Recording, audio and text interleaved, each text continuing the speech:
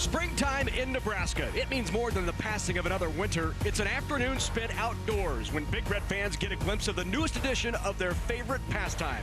It is indeed springtime in Nebraska as second-year head coach Scott Frost leads the 2019 edition of Husker football into Memorial Stadium. And nowhere in college football is a spring practice more revered or well-attended than right here in Lincoln, Nebraska. Memorial Stadium, where we're getting set for the annual spring red-white game. And hello again, everyone, along with former Husker and NFL standout Amir Abdullah. I'm Larry Putney. It's good to have you with us from here at Memorial Stadium. 90,000 plus expected today here for this practice, the annual spring game. Second year in a row. It's a sellout. And Amir, you've been here all week watching practice. What has stood out to you as Nebraska gets ready for the spring game? Just the confidence of this team, the way they take the field. They understand what is expected of them. Scott Frost has really allowed these guys to buy in and understand what it takes to become a Nebraska football player. And for these guys, I think they're really embodying this challenge. So we lose Stanley Morgan from last year. Nebraska looking for some replacement on the wide receiver. What have you seen in practice that leads you to be optimistic about wide receiver? Just all around, the group has a lot of speed, a lot of quick twitch about themselves. All these guys run excellent routes. They're polished. You see these guys coming out of high school now. They're really understanding the game a lot better. You just need that guy to step up and, like you said, fill in for Stanley Morgan. Here is a tradition that started back in 1994 after Nebraska's first national championship. It is the Husker Tunnel Walk. What do you remember about coming down the tunnel? Man, that tunnel walk, man, it just, every time, even when I hear the music today, I get chills because you have the fans screaming your name. All week they've been anticipating that day. Spring game is no different. You see the crowd today is sold out. People are there to see these guys come out and to see how hard they've been working to be, put on display for today. Players always talk about the first time they come out of that tunnel. So for some of these players here today who were early enrollees, this is their first time walking out that tunnel. Absolutely. Coming out to a sea of red like this is not a more beautiful sight. You see the guys take the field right now. The smoke is in your face. You feel like all eyes are on you. And they are 90,000 plus here at Memorial Stadium as the gates get ready to open for this, Nebraska's annual tunnel walk. Wow.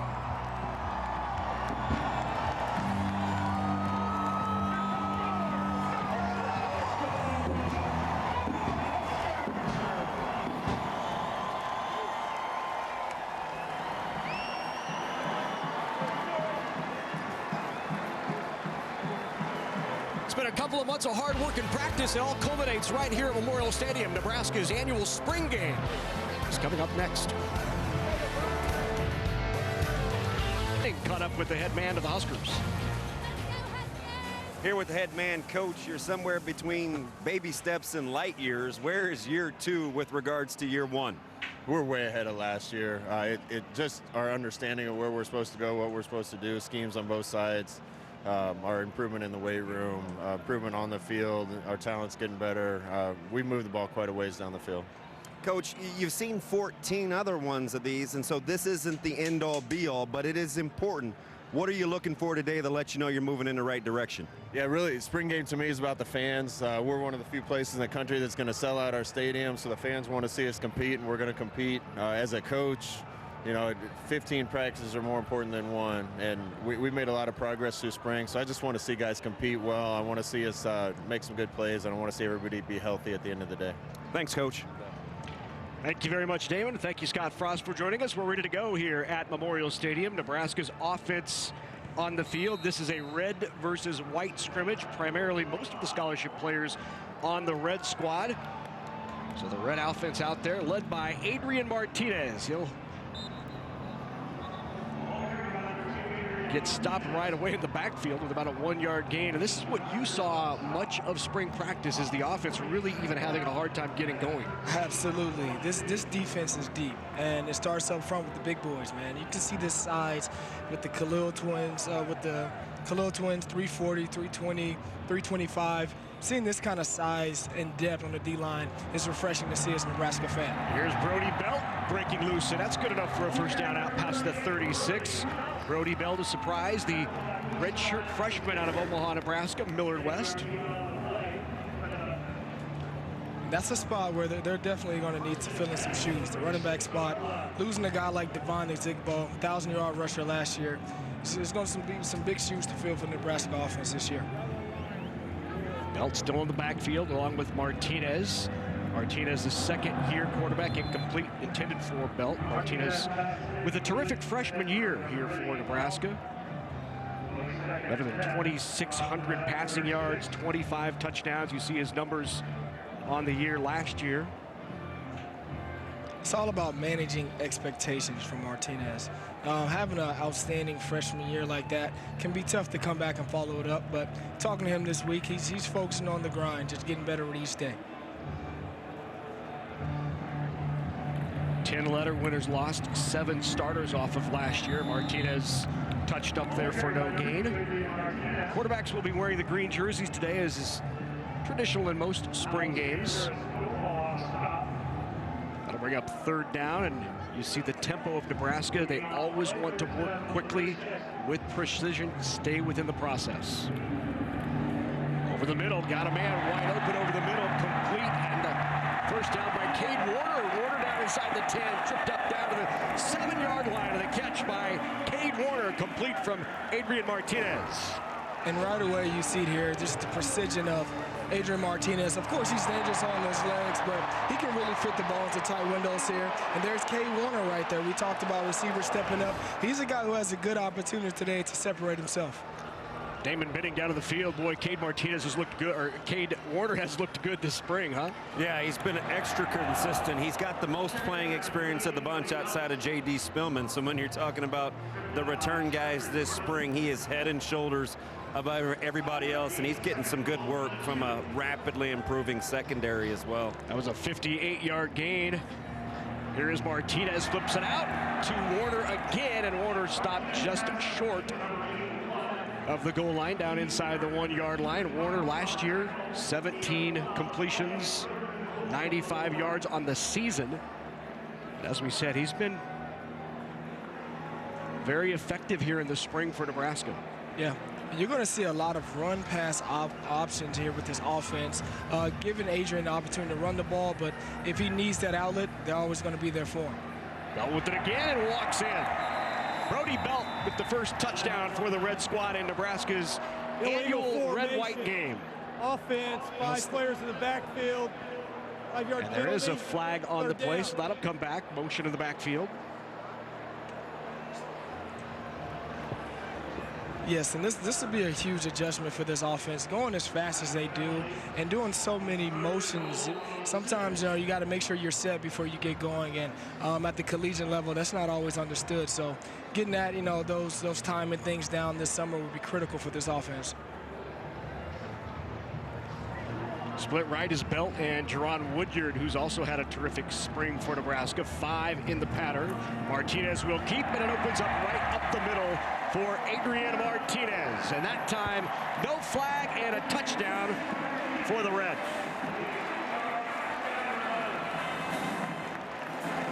There go the balloons here in Lincoln, Nebraska. The weekly fall tradition. On Nebraska's first touchdown, the balloons are released.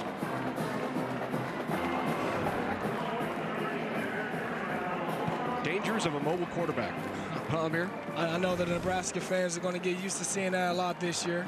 This guy had an outstanding freshman year, and I'm sure he's going to do so many great things with his legs and through the air this year. Extra point is good by Barrett Pickering. First drive of the spring game, and Adrian Martinez takes to the distance, huh, Damon? Yeah, I tell you what, the offense needed a little shot in the arm. The spring had been a little bit of a grind with them developing some guys up front and a lot of new skill guys that need to step up. But one of the consistents that have been good all spring was Brody Belt. I think it's a day for him to prove that those first 15 practices weren't a fluke. He has been by far and away the best running back in March and this early part of April. We saw there the conversation between Martinez and Mario Verduzco, the quarterback's coach for Nebraska. So now it'll be the first opportunity for the white squad. There's 21 scholarship players on this white team. 1 receiver in Javion McQuitty. Give up the middle. Boy, nifty move there. And a first down by Jalen Bradley. A big opportunity this spring for Jalen Bradley. And he needs to show up big today, you know, to help himself out for the spring, huh, Damon? Has got a chance to solidify himself as a must-be on this roster. He'll have every opportunity. He's playing with the Whites for a reason. He'll be showcased a ton today. Bradley back into the backfield, along with Andrew Bunch, and here is Bradley again, spinning loose inside the 45, down to the 45, another first down for Jalen Bradley.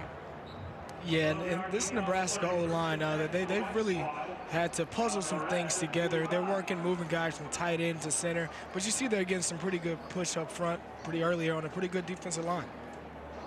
Miles Jones motions out. Give it to Bradley again, and you see the quick feet in the backfield, and not much of a gain there is the interior line there of Carlos Davis there for the stop. There is Adrian.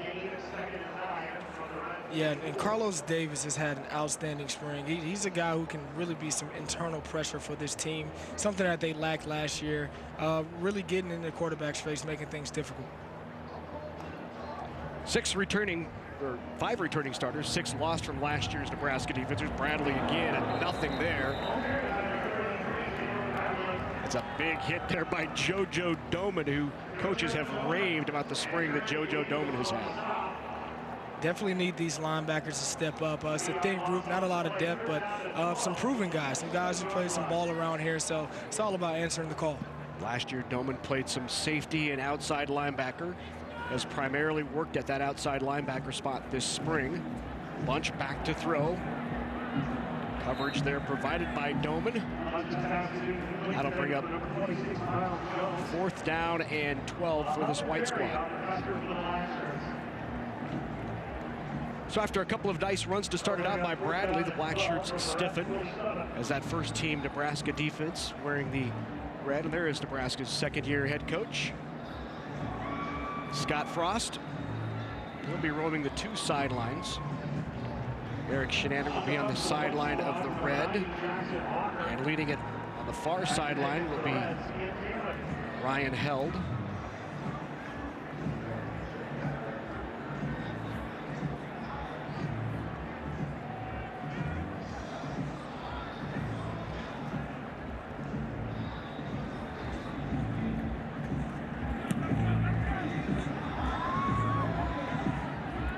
Taylor takes the fair catch. So we take a look at what Nebraska has lost over the last year off of the offense. 4 starters, regular starters, and Gerald Foster, Stanley Morgan Jr., Tanner Farmer, and of course Divine Ozigbo, who had a terrific year last year. And of course, like I mentioned a little bit earlier, losing a guy like Devon Ozigbo, who was so consistent, averaged about 90 yards a game, which is tough to do against this Big Ten defense. It's going to be huge for this Nebraska offense to fill that void. And I would assume it's the offensive production there, Damon, that you think is the biggest loss between Morgan and Devine? Yeah, there's 2 things right away. It's the leadership that both Morgan and Ozigbo, you know, they represented, where they were kind of the steadying forces amongst their respective groups. And then there's just the flat-out production. Nebraska's in an odd spot where a ton of skill guys that they need to step up. They're either the second-year new guys or guys that are arriving in June and July. That's a tough way to make a living, so you want them to kind of get it going this spring. Wyatt Mazur motions out.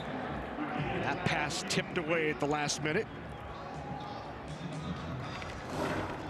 Here's a look at Morgan and Ozigbo and their offensive production.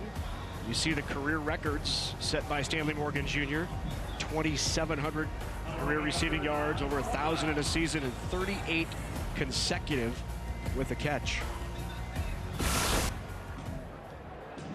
Devine really didn't win that job until about 3 or 4 games into the season, so his production much better over the back half of the season. Nebraska, of course, last year started the season 0-6. They've rebounded to win 4 of their last 6. 1 yard loss down upcoming now for the red. And 10 from the 10-yard line. Elimination from the 10. Creating more production in the special teams game it's going to be big for Nebraska this season. Offensively, they have their work cut out for them. Filling in with a lot of skilled players. Defensively, they're a lot more stout, but they are thin at linebacker. So creating those opportunities in the special teams game is going to be critical for this team this year. You see Cam Taylor returning punts. Of course, J.D. Spillman out today, but an electrifying punt returner himself. Isaac Armstrong kicks that out of his own end zone. Armstrong with 7 starts last year. Several inactive today. In fact, some of that offense that you speak of is not in the game. Wan'Dale Robinson, the outstanding freshman. J.D. Spielman, who set records last year. Maurice Washington dealing with his legal troubles in California. We hope to have that wrapped up this summer. He was limited throughout the spring. And then, of course, defensively, the freshmen Heinrich and Hickman. So there's some, you get a sense, Lemire, that the offensive backfield for Nebraska will look very different in the fall than it does here in the spring game today. Of course. But these guys today, they have a good opportunity to show, to these coaches that, the guys who are coming in, they're good. You can expect a lot out of them, but, you have to live in the moment that you have right now. Jalen Biley's a guy who, he can do a number of things. He can catch the ball in the backfield like you just saw there. He's really good in open space, as you saw in the first drive. So it's a nice grab there by number Jones with the grab. Jones. The pass from Bunch, a first down for the White. Yeah, 22-yard completion. This receiver group is very young, but it's very speedy. They have a lot of potential. They're pretty raw right now. A lot of these guys are fresh out of high school, so route running is something that they really have to master. Martinez flips it out into the flat, the screen. Down inside the 10-yard line. Reception by Legrone, who's the freshman tight end. Now that's one group that is strong here for Nebraska. They have an assortment of tight ends who can all do a number of things. Legrone seems like a guy who can move in space, get some things out in the flat and be a huge weapon down the field for this team. Yeah, it's 6'3", 235. One of the comments that we heard yesterday from Troy Walters was that they just needed more production out of the tight ends this year. They looked, when they self-scouted last year, just didn't feel like they were getting open nor getting the production they needed to help open up the field. Legrone could be a big part of that. Of course, and understanding the offense is definitely going to help this team. Now, with a lot of run-pass option that they do, it's going to open up a lot of middle lanes, for those linebackers committing to the run, for these tight ends to find some open lanes and really make an impact. And completion by Bunch.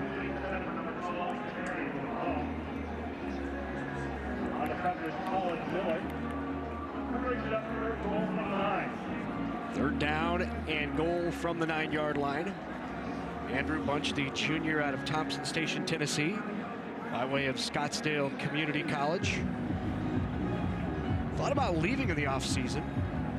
Did Andrew Bunch. He made a name for himself last spring game. Yeah. He's a guy who he has a lot of depth to this team. Great passer, but he's deceptively a good runner as well.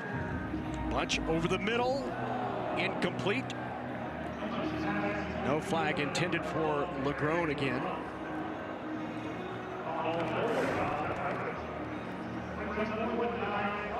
You see a little bit what I mean there. These tight ends are going to be huge for this team down the field.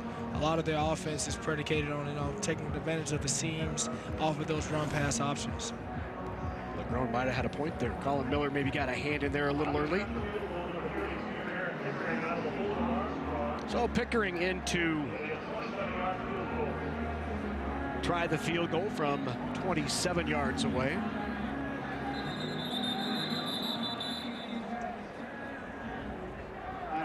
And a timeout taken by the Red. White squad, they're first. I think that white team took the timeout.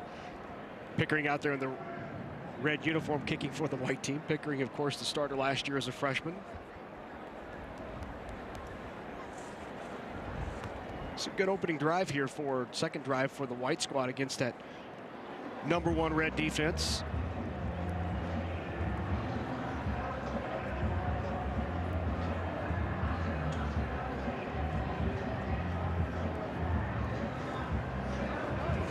Funny story about Pickering. He's actually from my neck of the woods, Birmingham, Alabama, went to Hoover High School.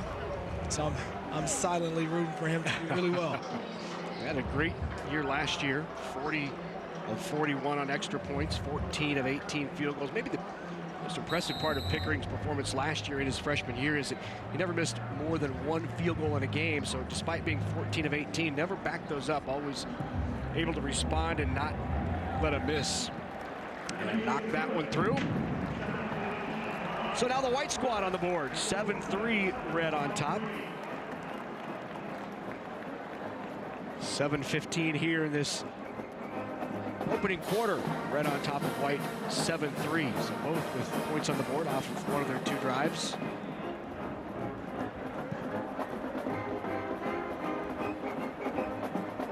Adrian Martinez has been talked about as a potential Heisman candidate after his outstanding freshman year. In fact, I think the USA Today listed him as one of the top 7. And there is Adrian Martinez. So a big couple of weeks here on the University of Nebraska campus over the last 18 months. Athletic Director Bill Moose has made 2 very big hires. One, of course, Scott Frost as the head coach of this program, and just a week ago, the man you see on the big screen right there, Fred Hoiberg, a former player at Iowa State, coach at Iowa State, coach for the Chicago Bulls, was an outstanding player back in his days at Iowa State. And there's the introduction to Nebraska's new head basketball coach, Fred Hoiberg. And so what a feather in the cap of Bill Moose, who's had 2 big hires in the last 18 months. You get Scott Frost and go out and get an individual like Fred Hoiberg, who has not only Division I college experience, but also NBA experience. He's known as a guy who can recruit early out of the JUCO ranks. He'll certainly go to the transfer portal and pull some guys out of the transfer portal.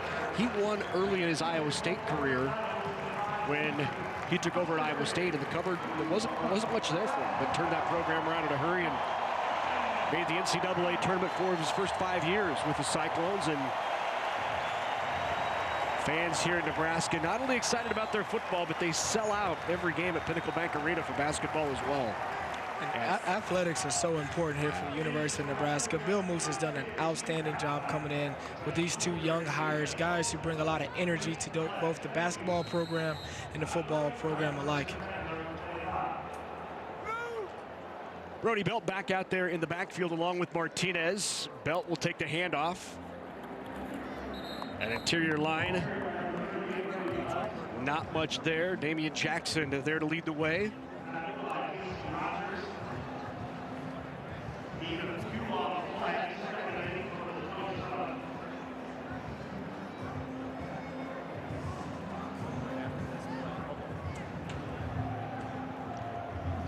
Gain of 2 on that play by Belt. And drug down from behind, Garrett Nelson, the freshman, with a nice play. Let's go down to the field. Damon Benning with a special guest. Here with Coach Hoiberg. Coach, I know on Masters Weekend they say it's a tradition like no other, but the fandom and the embracing of their head coaches is right there as a close second. How are you feeling about your welcome and how you've been received thus far? It's been phenomenal, Damon. I just, for me, I've got so many connections to this university going all the way back to my grandfather's. Grandpa Hoiberg was a professor here for over 30 years. My grandpa Bush walked these sidelines for 9 years as a head coach. I was born here. My parents went here. So to be back is a real thrill, and the support has just been phenomenal. And we're looking forward to getting rolling here. It's been very busy. It's been a whirlwind here first week. Doing everything we can to build a roster and put a product out there that our fans can be proud of and hopefully be successful for a long time. Yeah, with the spring weekend, it's a huge basketball recruiting weekend as well. You've got your staff put together. How are you looking forward to the challenges and also the benefits of what Nebraska can help you accomplish? Yeah, there's a lot of things in this town, in this community, that are going to help us with recruiting. And for me, it starts with the facilities. And when I was coaching for the Chicago Bulls, we played a preseason game here against the Mavericks, and I was blown away. I'd heard great things about that arena, but I'm not sure I've seen a better one in college. And we walked around the facilities, and they're second to none. And it's just how everything across the board, from the training table and the way you feed your athletes, the academic support that our kids will have. And there's a lot of great things about this. You see this. I mean, we're standing here at a scrimmage, and there's over 90,000 in this stadium. And then again, I know every season ticket has been sold out at Pinnacle Bank next year. So again, it's great. You know, you see these kids walk around here, and the support that they're getting is second to none. Coach, before we let you go, we did mention that the staff has completed. That includes Doc Sadler, former head coach that you've got a tremendous relationship with, brings some defensive intensity and a reputation with you. Talk a little bit about his addition to the staff. Well, anybody knows Doc. You know, he's I walk around. The first guy they go to is Doc. I'm second to him right now in Lincoln. But he's, you know what? He's done it at every level, and he's been successful. He's been doing this a long time.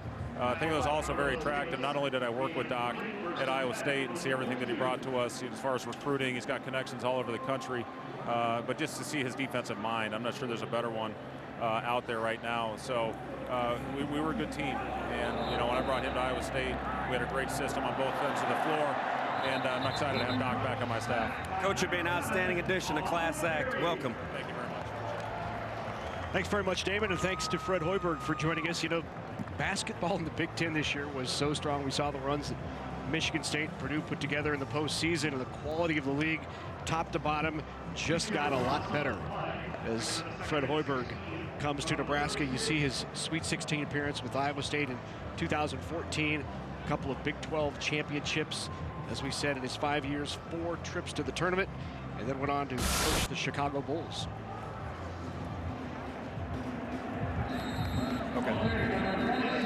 In the backfield now, you have Miles Jones. This is something you're going to see a lot out of the Nebraska offense, moving some receivers to the backfield, just adding that dynamic and quick twitch to that backfield right now, while they're really kind of shorthanded at the moment.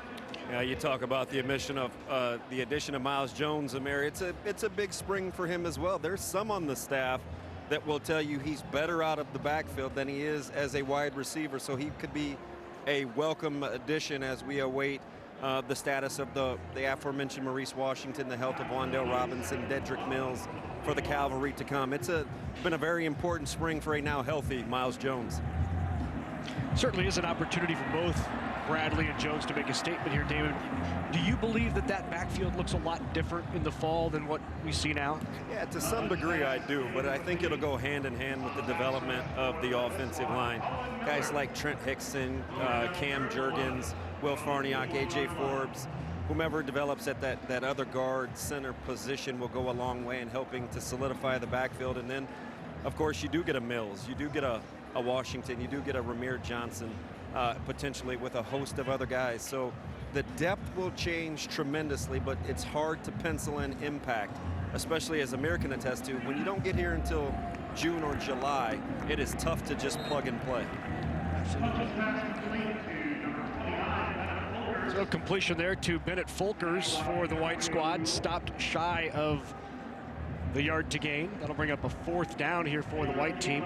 Andrew Bunch out there, still the quarterback for this white squad. A nice play there on the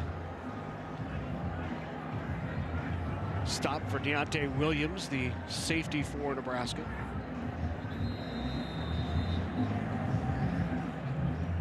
Timeout. And a timeout. They're first. Taken now by the red squad.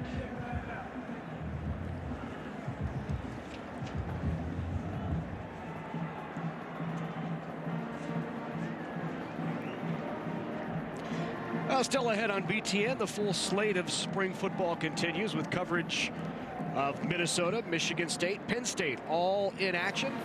And all still to come today right here on BTN and on the Fox Sports app. And earlier today in the BTN booth at Penn State, it was great to see our BTN colleague Matt Millen return. And Matt's pulling out cutting off a slice like that. You know, Matt's feeling great. Great to have him back. He'll be calling the game in the booth for the Penn State spring game later tonight. Of course, Matt had a heart replacement back on December 24th. Feeling better and great to see him back. And he'll be back in the fall as well as part of our BTN crew.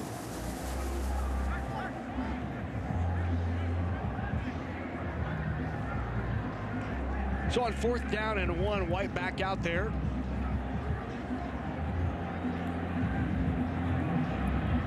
Into the back and dropped on A strong play by Deontay Williams. He got a flag in the backfield as well, but stopped short of the line to gain. Yeah, and talking to these defensive Penalties coaches. decline. First down, red squad. Got a decline of the penalty there, first down for the red squad. Talking to these defensive coaches, tackling on the perimeter was one of the #1 goals this offseason to improve upon. Really challenging these corners, challenging some of these safeties to come up and fill some of those holes, that led to big runs last year on the perimeters is big for these guys, and it's encouraging to see that here early. Yeah, you've seen a couple of nice plays there by the defensive secondary. Deontay Williams stopping back-to-back shy of the first down. Back out there is Martinez and the red offense. Yeah, wide Mizzou here in the backfield now. Coming in for Belt. Missouri tries to slip through the tackle, but made in the backfield on the play again by Cassidy. Chris Cassidy, the redshirt freshman out of Lincoln Pius X. Cassidy could be a contributor in 2019.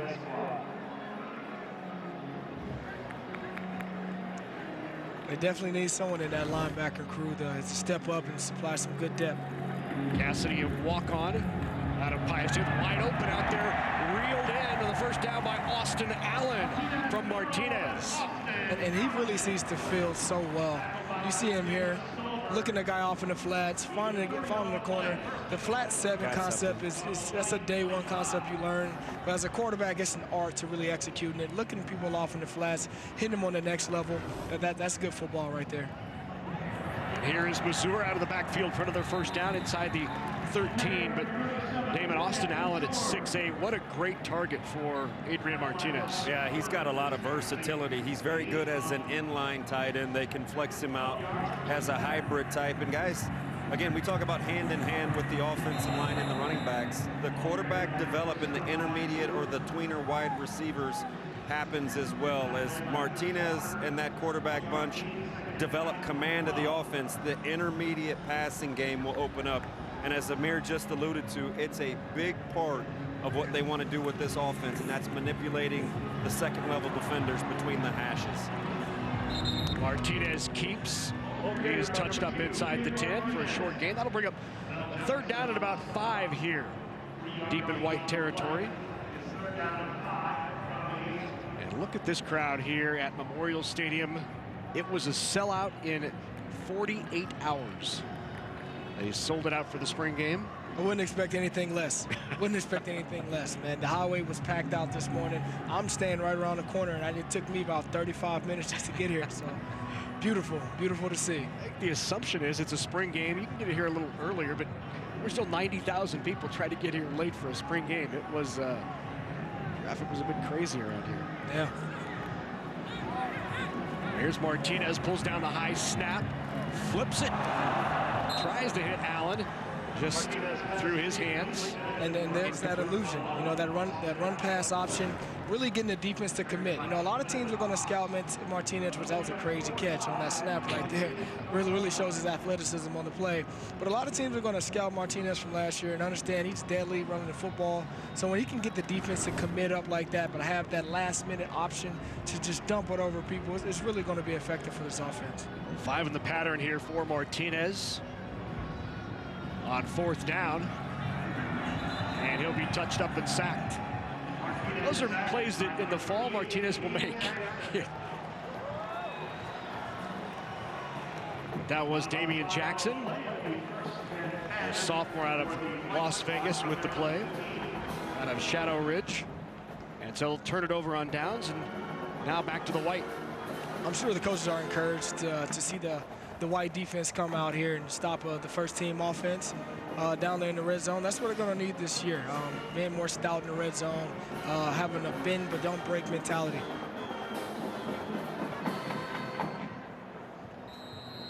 Back out there again for the white is Andrew Bunch.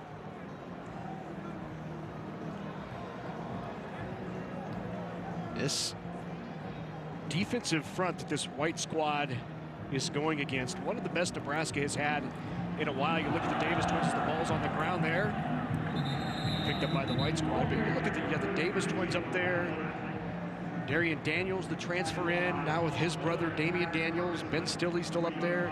DeAndre Thomas, Deshaun Neal will give you a flash here and there. This is a solid defensive front for Nebraska. Of course, I'm biased. So I played with a really good defensive front when I was here with the Malik Collins with the Cowboys now, Vincent Valentine, Randy Gregory, all NFL caliber guys. But this line is looking to stack up just with those guys. I alluded to the size earlier. Damian Daniels, 340. You got Carlos Davis, 325. That kind of size is big, man. You got these good running offenses in the Big Ten. Picked off right through the hands and picked off. Markel Dismute. It was Dismute. Markel Dismute, and this back end is going to play a huge role. They're a seasoned group now. They've been around. They've taken their lumps, but I feel like this is the year that they're going to really step up and make an impact for this defense. It's definitely going to help to have that defensive line, like we alluded to, getting that pressure, making it tough, making these quarterbacks in the Big Ten maybe get rid of the ball a little bit earlier than what they're used to, and allowing these guys to sit on more routes and play natural corner. I guess one of the improvements, too, that Nebraska wants to see defensively is the turnover ratio. Didn't force a lot of turnovers last year. I think there's an opportunity for big improvement this year, according to the coaching staff. False start here. False start. Offense, number 52, 5-yard penalty, first down. I'm sure with that up-tempo offense, man, sometimes it's tough for these linemen to, hold their water sometimes. You got to get off the ball. You got to be ready to go. These were the mistakes that Scott Frost talked about yesterday in our meeting with him when he said, what I want to see is high-level execution, no mistakes, regardless who's out there. And we've seen a few mistakes here early on, just as Brody Belt with a gain of about 3 there on both squads. Primarily false starts.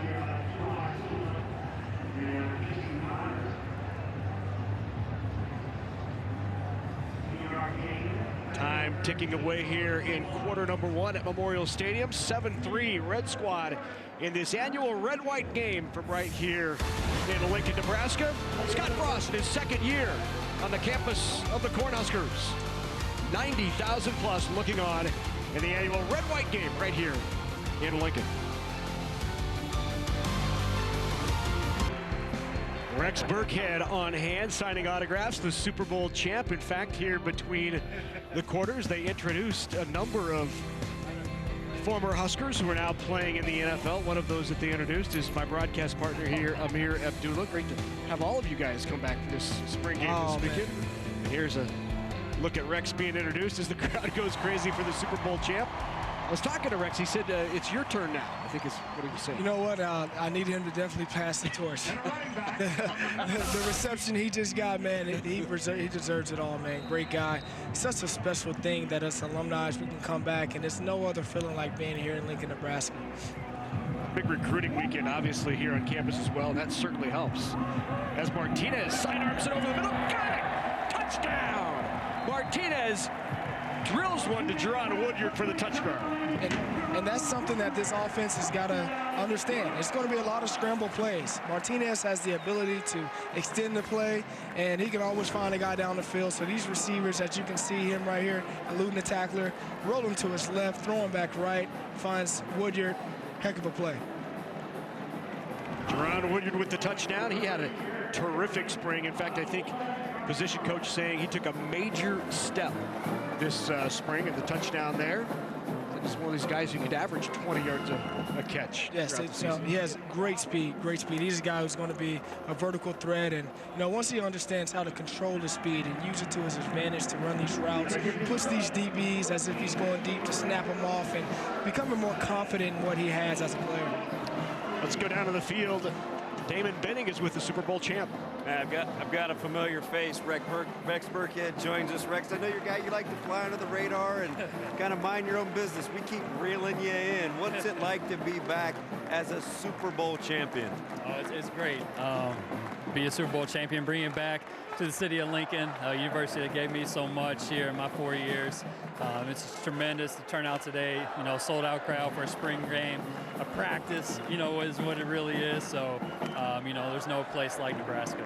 A lot of things that the athletic director, Bill Mills, is aspiring to achieve at Nebraska. You are representative of doing things the right way, come back and supporting the university, kind of this family atmosphere. What's it been like to watch it grow as it's happened right before your very eyes? Yeah, absolutely. It's been great. You know, I think they got a great leader at the helm, and Scott Frost. You know, I got to talk to him a little bit earlier in the year, and you know, I'm just excited for the team. I think he's establishing, you know, a bunch of high character guys, establishing, you know, some high expectations for the program. So, you know, just really looking forward and excited to see what they can do. Maybe a lot like me, maybe not, since you were a better athlete. You see this versatility, the running backs, the utilization in and out. How much fun would that have been to recapture? Man, it'd be a lot of fun. It'd be a lot of fun. A lot of memories walking out here.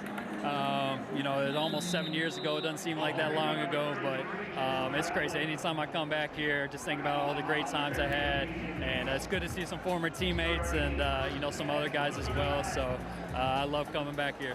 As always, we appreciate your time. I appreciate it. Thanks. Tremendous ambassador for the university, guys. That's Rex Burkhead. And I'm sure a lot of these young backs out here today know a lot about Rex Burkhead. You see Jalen Bradley doing his best Rex Burkhead impersonation, a couple plays there, cutting it all the way back to get some gritty yards there. Jalen Bradley continues to look really good here early on in this first half of this Nebraska spring game. He's in the backfield now with Andrew Bunch on second down. Under some pressure, rolling to his right. Just throws it away, and there's the pressure Stilley provided, along with JoJo Doman. What's remarkable to me is just to see how far this defense has come. You know, from going from a 3-4 to back to a 4-3. You know, looking for that guy to be that edge rusher. Stilley is a guy who definitely, you know, brings that element, but he has his work cut out for him to stand out on this talented defensive line, and that's a good thing. Not much drop-off if you look at the top 6, 7 guys there in that defensive front for Nebraska. Pressure off the edge, stepped up, got rid of it. Completion, that'll be enough for the first down inside of red territory.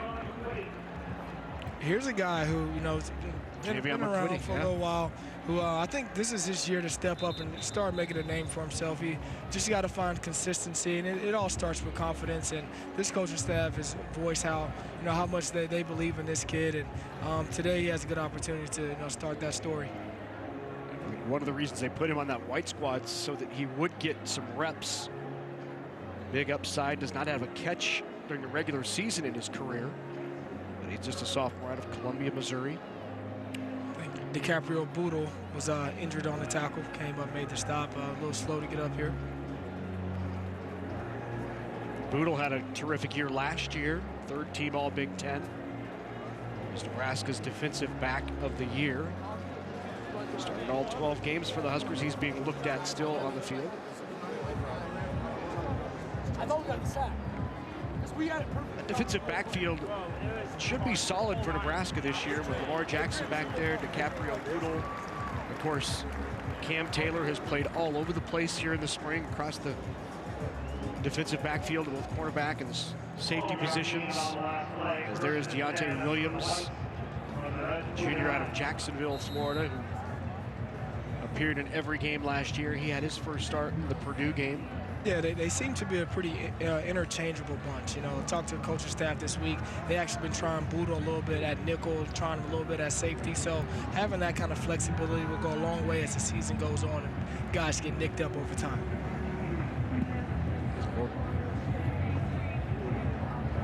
Bradley in the backfield.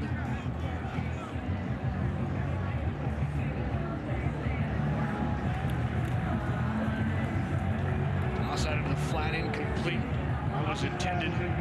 Miles Jones. Talking a little bit more about Lamar Jackson. A lot of these coaches think he turned the page halfway through last season. Was challenged a lot. You know, big time recruit coming out of California. Has all the intangibles. 6'2", 6'3" corner. Can run. Very physical. But hasn't always shown how physical he can be. I feel like last year he kind of, you know, the light bulb kind of went on for him, and they're going to need a big year for him to step up and be that guy. Honestly, they really challenged him last year. You know, sometimes you see pressure there from the outside and quick hitter across to Miles Jones. Miles Jones, a redshirt freshman out of Florida.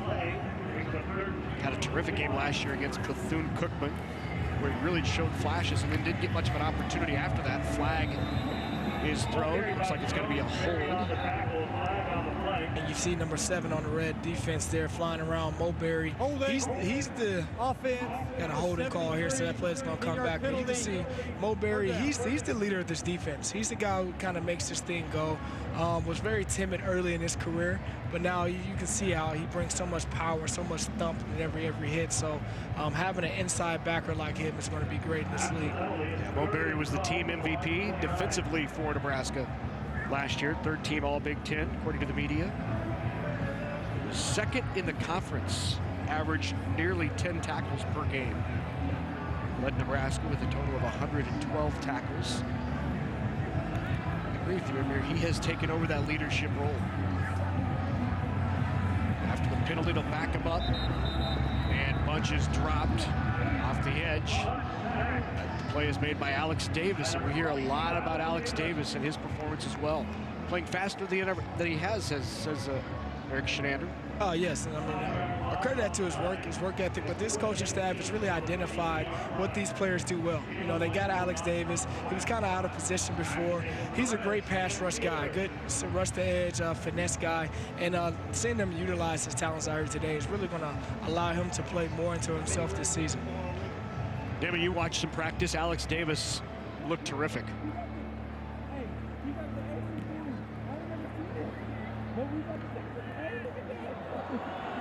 Fair catch was called for. We're going to have a penalty.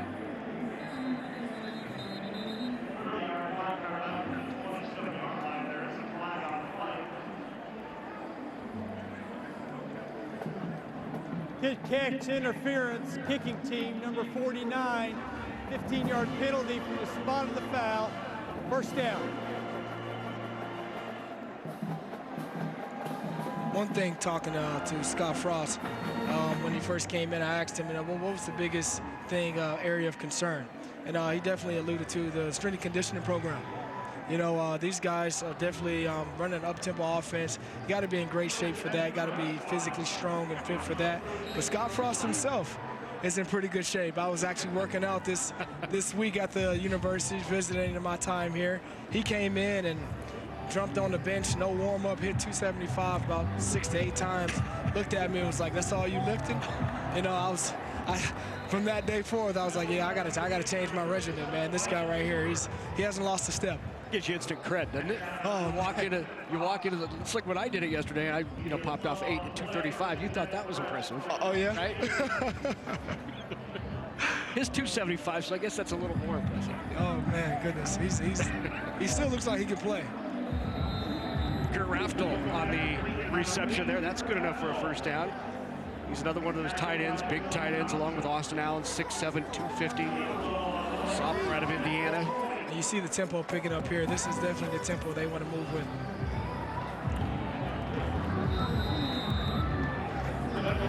New quarterback in there is Noah Vedral. So as we watch Vedral run through his first possession, let's go back down to Damon. And what do you think of Adrian here in these few possessions? He was pretty efficient, and I think that's kind of what they want to see, is to continue to command the offense and be the maestro. So many young guys. You guys heard me ask the question yesterday, when they're waiting for some of the skill guys to evolve and to continue to develop, is it because the quarterback's learning curve has happened at such a rapid level between Martinez and the experience of Vedral with this offense, Bunch having command from a year ago, and the huge jump that Luke McCaffrey has made. It has forced the offense of skill guys to elevate their game, and so you want to continue to see him be the benchmark, the tone setter at the quarterback spot. Nice defensive play there for Avery Anderson. So here's a look at Noah Vedral, our first look. Vedral, the 6'1" sophomore out of Wahoo, Nebraska, Bishop Neumann High School by way of Central Florida. Of course, Vedral played for Scott Frost at Central Florida when Scott came back to his home state. Noah did the same. Played just 30 minutes away from this stadium in Wahoo. And watching him in practice this week, he has a lot of creativity about his game. He has a lot of different release points where in this run-pass offense is going to be critical. They drop the D in a lot, reading him, his intentions. So being able to whip the ball kind of like a sidearm baseball throw sometimes is something that this kid really possesses.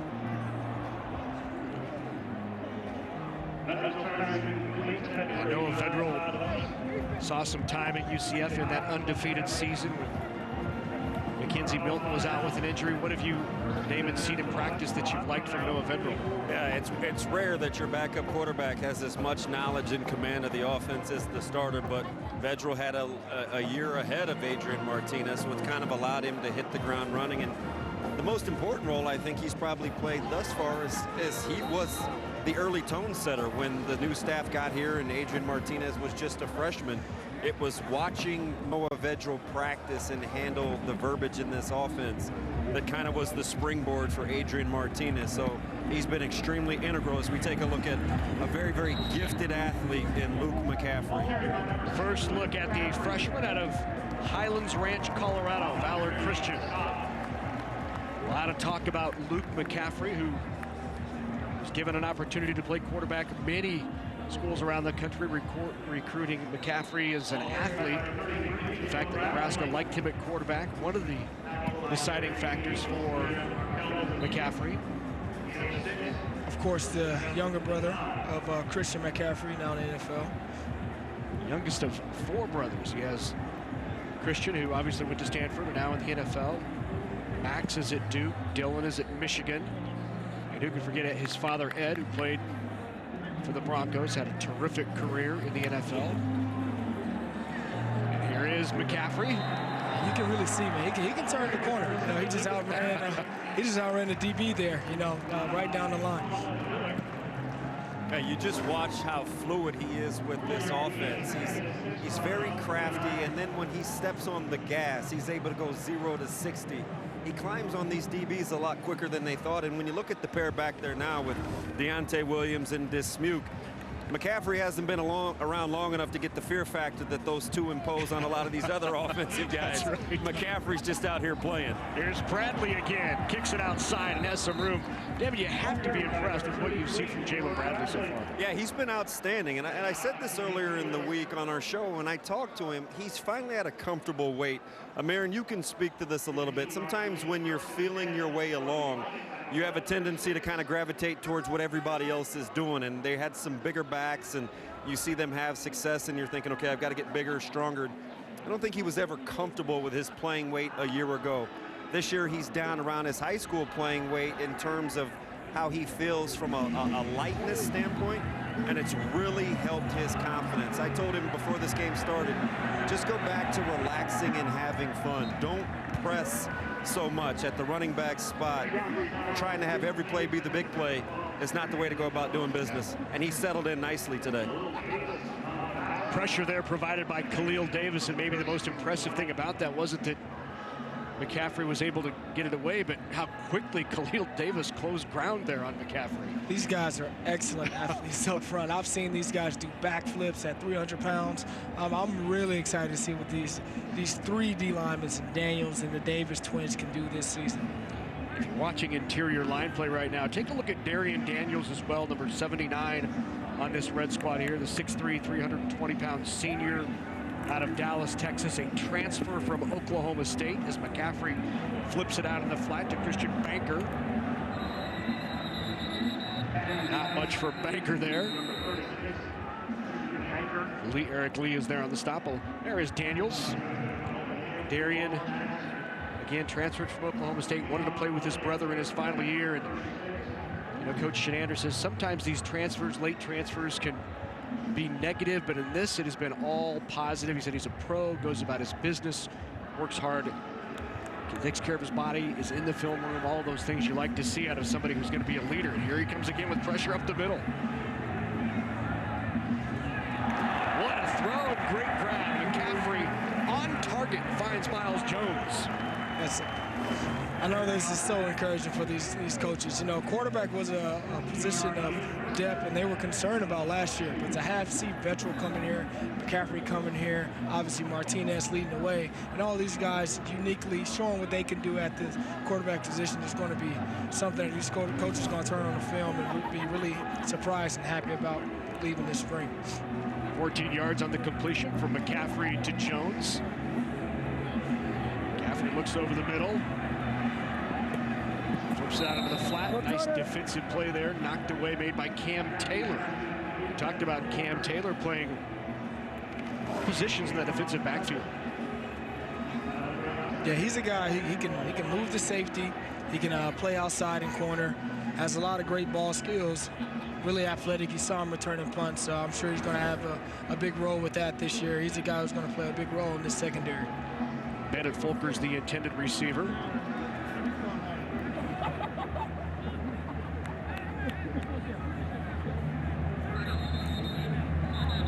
Timeout taken by the White team, first second, be a full timeout. Second quarter action here from Memorial Stadium, and what a terrific day. We had snow earlier in the week. It was about 32 degrees yesterday, felt like it with the wind. You were wearing your parka, Amir. Finally, we have some terrific weather here. Oh yeah, man, that's what you get with Nebraska. I remember, I think it was my junior year in college, and man, we got one of the biggest snowstorms we've gotten all year. So, and even today, the sun is out, but it's a little brisk wind for these guys. But you see these fans, it doesn't bother them. They still fill out the stadium nicely. You know who else was brisk on this field? Not too many years ago, it's my broadcast partner here, and Amir Abdullah. Let's take a look at some of your glory days here at Memorial Stadium. There's Amir. Oh, man. Yeah, huh? Yeah. Whew. I remember that game. A little wiggle. Right there. This next one is the one everybody remembers, right here. Oh, man. You know why that is, right? Unbelievable. This is McNeese State, Nebraska about to lose the game, and Amir takes over on that play right there, and Nebraska gets the win. 4,500 plus career rushing yards. You want to talk about another Nebraska great? How about the longtime facilities director, Butch Hugg, who is retiring? And I've known Butch for 25 years, and what a terrific facilities director he has been. Everything runs smoothly and on time and as it's supposed to when Butch Hugg is in charge. Oh. There's Bill Moose handing it off to Butch Hugg, who many will tell you the best in the business right there. Yeah, such a great guy. Stands for so many great values. He will be missed. And congratulations, Butch, on a terrific career. You see there, 1982 through 2019. His wife, Carolyn, to his right.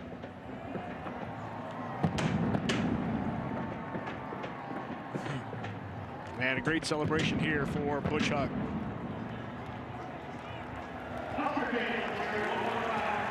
He was the unsung hero behind all of these events that you see, whether it's here at Memorial Stadium or Pinnacle Bank Arena, the old Devaney Sports Center, or Coliseum. Butch was always somewhere making sure everything ran smoothly. The whiz behind the curtain.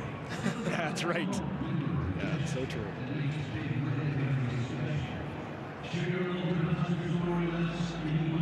And Butch stoic as always.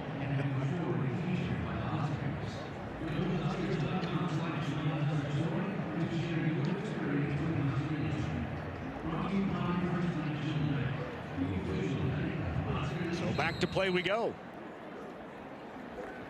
McCaffrey in there at quarterback. Jalen Bradley takes the ball.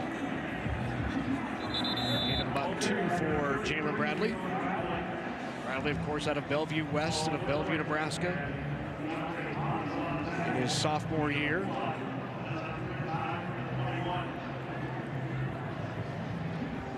Bradley with 9 carries, 52 yards on the day. Offsides on the defense. Defense, number 22, 5-yard penalty, or down. Alex Davis trying to time it up. Just stepped over.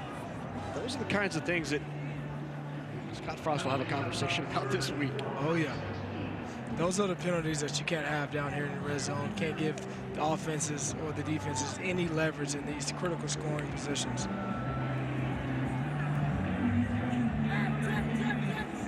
McCaffrey to his left. Into the end zone, has a man, and knocked away at the last minute.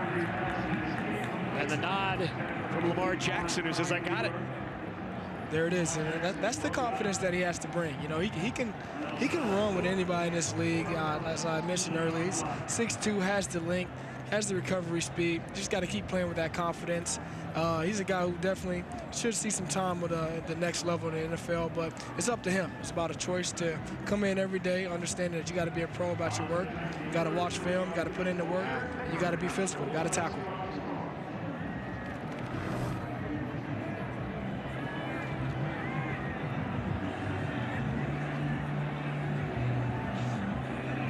So in there to try a field goal from about 33 away is Pickering. Pickering knocks it through.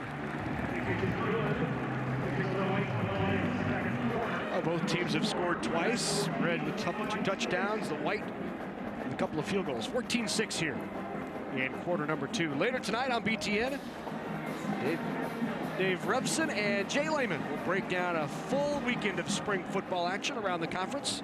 Been a great day here on BTN. A lot of spring action. Don't miss Big Ten Spring Football Report tonight at 10 Eastern right here on BTN. Yes, sir. What's up, boss?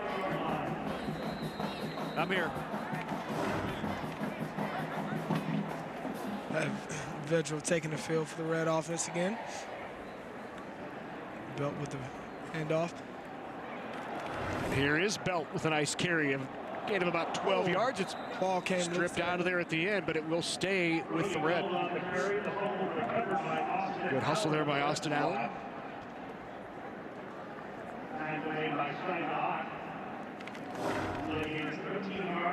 Here's another look. Ripped away at the last second by Jackson, and the pass intended for Wyatt Lever. Lever, the redshirt freshman out of O'Neill, Nebraska. Carry there by Belt. Belt on the carry. So last year, Nebraska starts the season 0-6. A couple of heartbreaking losses. Including a tough one in overtime. Yeah, and the coaches told us earlier this week that it was a trying time.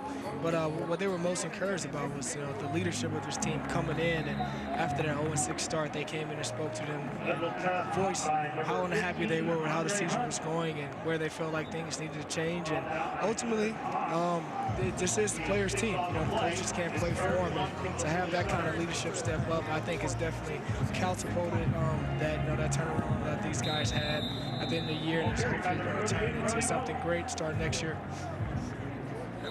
There's certainly optimism across the state in terms of where this football program is headed. So many talk about the opportunity to get Nebraska back to those days of the 90s when we were competing for conference and national titles on a yearly basis. First down there on the carry by Belt. Previous to that, the reception by Andre Hunt, who has got a good spring, and here is Vedral on the carry. Vedral out in space. That's a 14-yard gain for Noah Vedral. Gives the offense so much dimension when you got a quarterback who can pull the ball down and escape for a first down on his own. And this offense has quite a few. You saw McCaffrey, see Vedral there, and of course Adrian Martinez, who had an outstanding freshman year.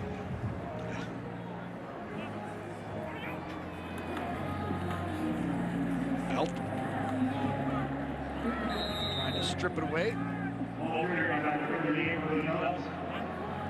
There is Coach Frost in his second year at UCF with 13-0. A lot of similarities there in those records. 6-7 the first year, 4-6 the first year in Nebraska. We're hoping that his second year turnaround is similar as well.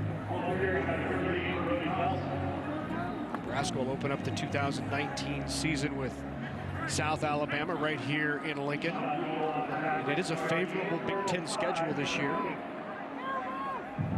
Ohio State here in Lincoln. Great play up front right away by Odie, Simon Odie, the outside linebacker from York, Nebraska.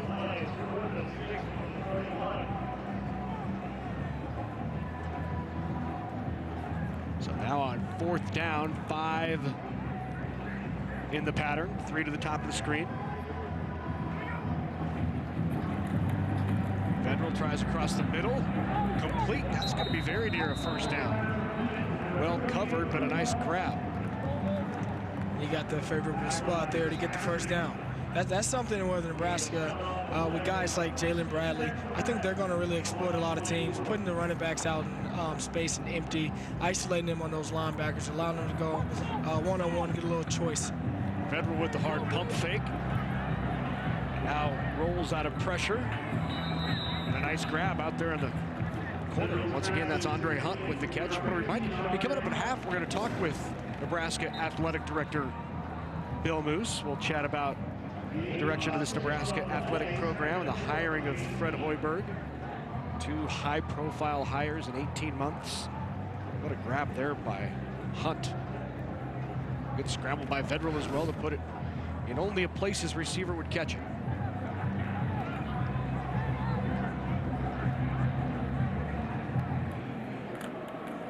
Give to Wyatt Mazur. Mazur has good feet. He's hard to believe going to be a senior this year. Very tough runner. I've watched him in practice.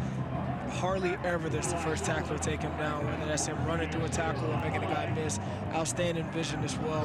He was actually the MVP of the spring game last year. That's right. Had a heck of a game last year, so I'm glad that he's heading into his senior year, looking for him to make some plays. Fans across the state of Nebraska will remember Wyatt Mazur as one of the all-time great high school players with 13-0 with his Boone Central squad, won a state title, walked on here at Nebraska and has had a nice career. 11 for 76 last year and a touchdown. Finds him there onto the flat. And that's another element to Mazur's game. He was good out of the backfield catching the ball, which serves him well in this offense.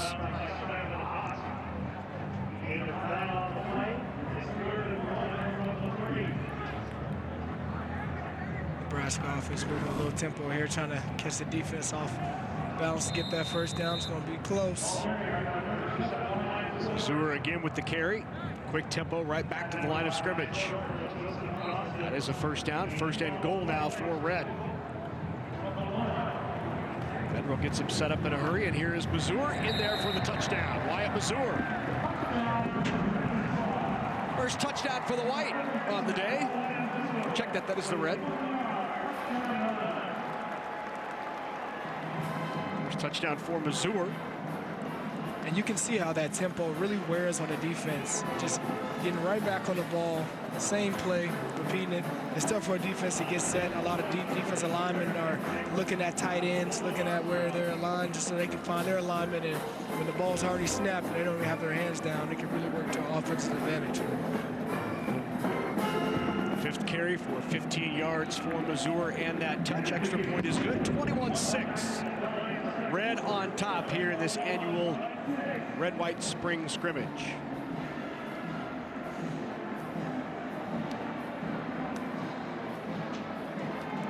A lot of room for optimism, of course, in the conversation yesterday with Coach Scott Frost. He talked about, many of the players who will contribute in the fall not playing here today. Maurice Washington not suited up. Jack Stoll is out. J.D. Spielman is out. Many were looking forward to seeing the outstanding freshman Wan'Dale Robinson, who also is sidelined with a hamstring. Maybe had a tweak of an ankle in one of the All-Star games.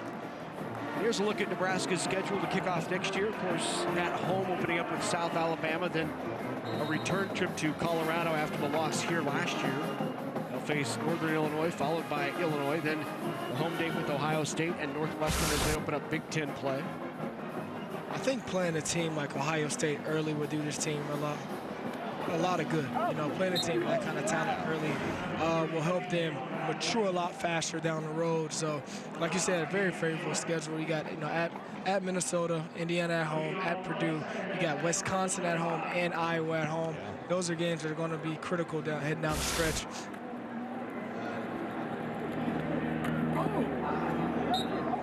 a nice play there by Cam Taylor again. He's having an outstanding day.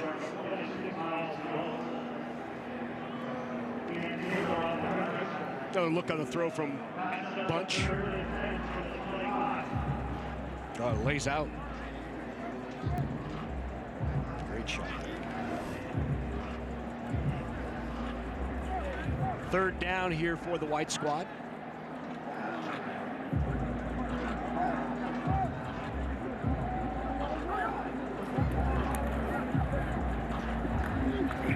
It's Bradley out of the backfield, incomplete. That'll bring up fourth down. It's Khalil Davis. And you see the maturity of Khalil Davis. Maybe a couple years ago, he wouldn't have recognized the screen that quick. Coming off that and just, being right there, making that catch difficult for the running back is something that these coaches preach, the IQ of the game, seeing things before they happen, understanding alignment, understanding timing. If something, looks like a rat, smells like a rat, it is a rat, So these guys are, really, you can see these guys are mentally maturing a lot this spring. Punt in over in, fair catch called for and pulled in by Cam Taylor. Got a flag down on the field.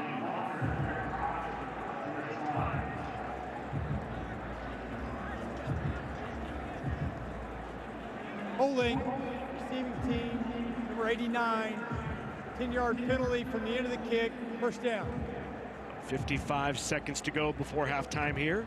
21-6, red on top of the white. Losses for Nebraska to start the season, of course, opened a week late due to the thunderstorms and losing the opening game. So they started off with Colorado here at home in a tough loss in which Colorado scored late in the game. Followed that up with the loss to Troy.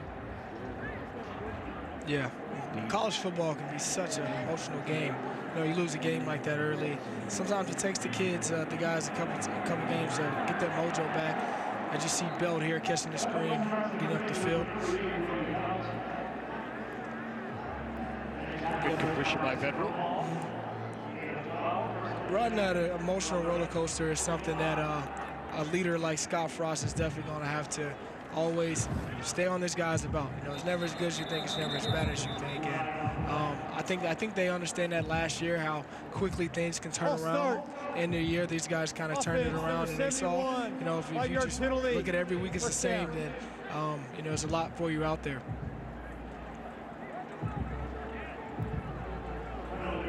That is the 8th penalty here of this first half. So something to work on. Yeah. the hidden yards of this game is you see the tight end across the middle. They're catching that. That is Todd Honus, wide receiver Todd Honus right there. That run pass option is really making it difficult for these linebackers to stay honest and stay in position. Vedral pulls that down. Gonna have a hold here. That All carried by Vedral. There is a flag on the flag.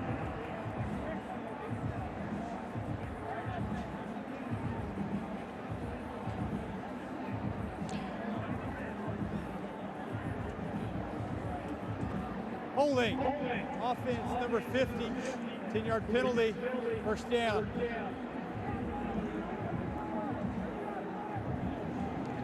Correction, ninth penalty for the day. Wow. That's something that Scott Frost definitely preached about, how they gotta stop shooting themselves in the foot. Those hidden yards sometimes add up, and you don't understand how pivotal it is. 5 yards here, 10 yards there, that can keep you from an extra possession in the game.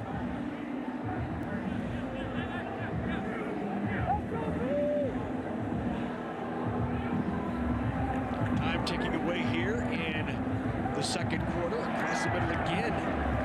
Nice reception by Hodges. Tackled by 17 on the game from Vedral. Timeout with 9 to go.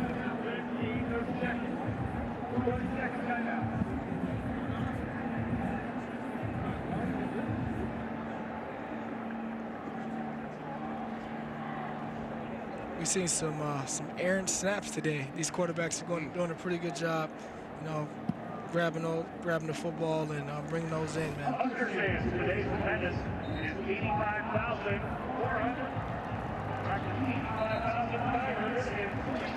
There's a good shot of Vettel. Look at that. 85,000 plus here for the Nebraska spring game today. Nearly 86. Second year in a row, 85,000 plus at Nebraska's spring game. This would be the, I believe, second highest ever for Nebraska. And look at that, 368 consecutive sellouts of home games here at Memorial Stadium. That dates back all the way back to 1962.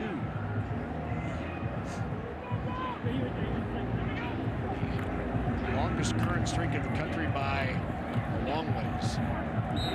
And that was always so amazing to me. I remember I came on my recruiting trip and they were telling me, I actually came in the off season when they weren't having a game, and they told me they had been sold out since 1962.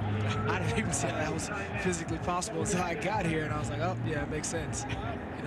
Lincoln becomes the biggest city in the state of Nebraska on game day, and these fans, no matter if it's a spring game or in-season game, they're going to show up and support their boys. Yeah, not only does Lincoln grow, but this stadium, if you were to consider it as a city, would be the third largest in the state. Wow. On game days.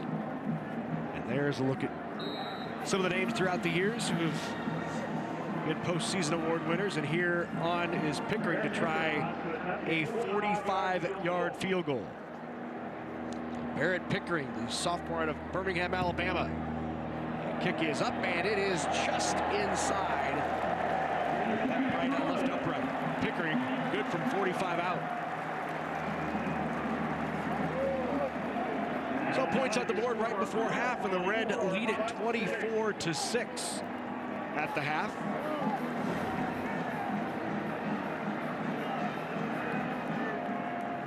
It looked like it might hook a little bit wide, and it just straightened out at the end and tucked inside that upright. Alabama product there. I will take credit for that. Good job by the young kicker.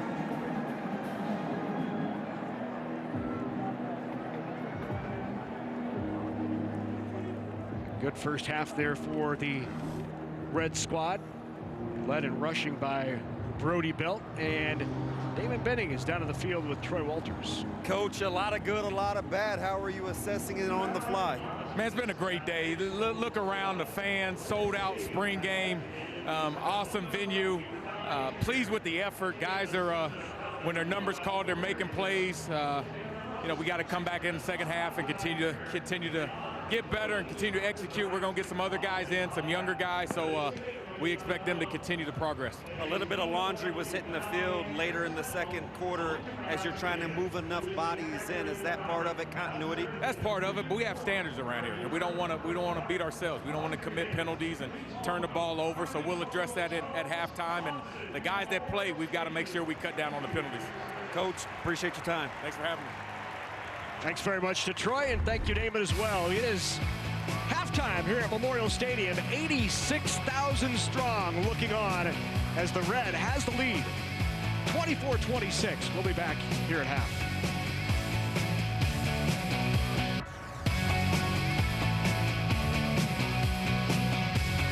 Yep, and Nebraska has found a true leader in Adrian Martinez. Let's go down to the field to Damon Benning. Coach, first half in the books, second year. What do you like? What are we working on? How do you see this thing going? I think did some good things. Execution needs to be a little better. I thought that white team actually played pretty hard. They got some touchdowns scored on them, but I thought they were playing a lot harder than the red team, even though the red team has some of the starters. So I think that red team needs to accept the challenge a little bit.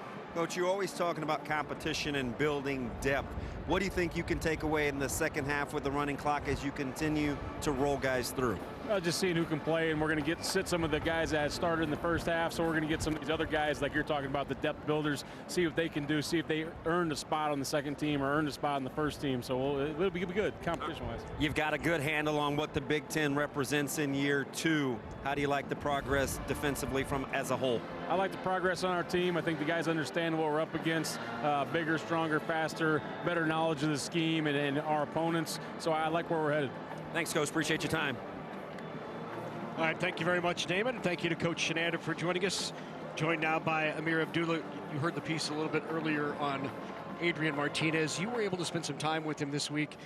Your general impressions of the kind of leader that he is for this team? Yeah, just talking to Adrian, you can tell he's such a mature young man. Yeah. He really alluded to understanding that you have to seize the moment. And that can be hard for a young player, a guy who had an outstanding first year, to get caught up in the clippings, worrying about how we're going to be next season. He's really focused on every single practice, every single rep. Watching him this week, man, he really exudes leadership, and I'm excited to see exactly how he can lead this offense leading forward. And here are some of his stats from the first half.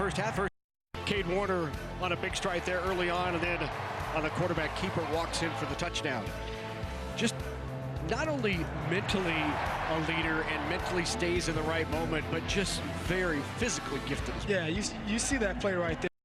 Left, extending the play, torquing his body, throwing it back across his body. That's very Johnny Manziel-like. He has a lot of Brett Favre in him, but he also can pull the ball down and run better than some of these receivers and running backs they have on his team today. So he's such an ultimate weapon, and athlete and a great individual is definitely something that this team needs to lead forward to great things. You saw him walking out with his quarterback coach, Mario Verduzco, and his day is done. You saw his numbers on the day, 110 through the air, and once again will be looked at to lead what Nebraska hopes is a much better second season under Scott Frost. So we start second half action with the white and the ball, and there is the scramble by Andrew Bunch, the 6'1" junior out of Tennessee. He started the game as Troy last year when Adrian Martinez was down. And trying to lead this white squad to an early score here. First down on the carry for Andrew Bunch.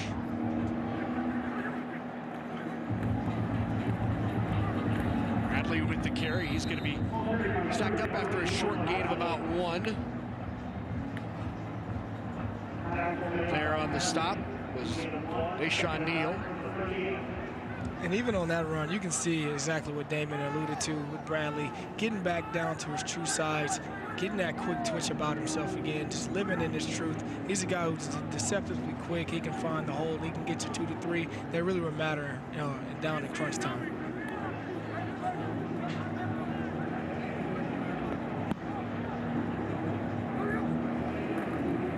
Give here again to Bradley.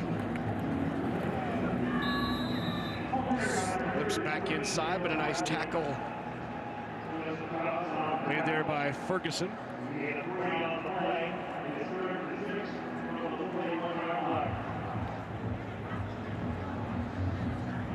Bradley on the day, 12 carries, 57 yards, a long of 8, almost 5 yards per carry on the day for Jalen Bradley, the sophomore out of Bellevue.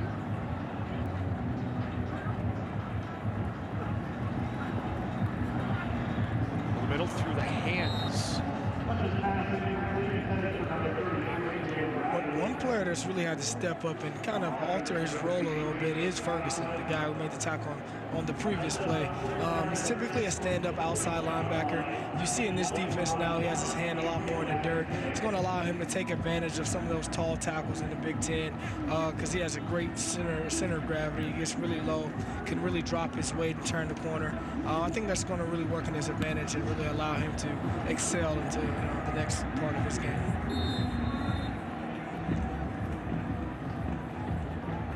Short kick there by Caleb Lightmorn. Lightmorn started the year last year as Nebraska's starting punter. Good job later on. Here's a look at Nebraska former Huskers that are now in the NFL. You see Nate Gary there in the red, the safety for the Philadelphia Eagles.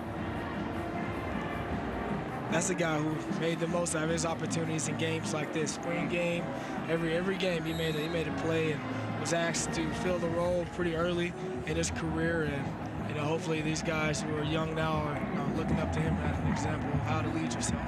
Federal down the field, a wide open tight end. Federal's pass complete to Austin. By Avery Anderson. Once again, those are those quick run pass options. A lot of people don't understand the bubble screen is nothing but an extended run. So the better you get at it, the more defenses Ball is loose and pops up. They call that an incomplete pass there. Oh, Medrell was, yeah, it was intercepted. Here's another look at it. This BTN standout play presented by Discover and Auto Owners.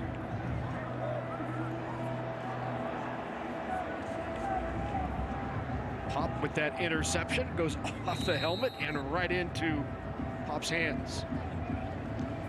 That's Jamie Nance. That's a speedy freshman who definitely has a lot of development to do physically, but he has some intangibles in terms of just raw speed that you can't coach.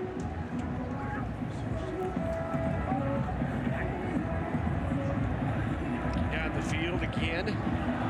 That was nearly tipped away and picked off. Hutchins' pass is incomplete, broken up by 3 on Dixon. There is a flag on the play.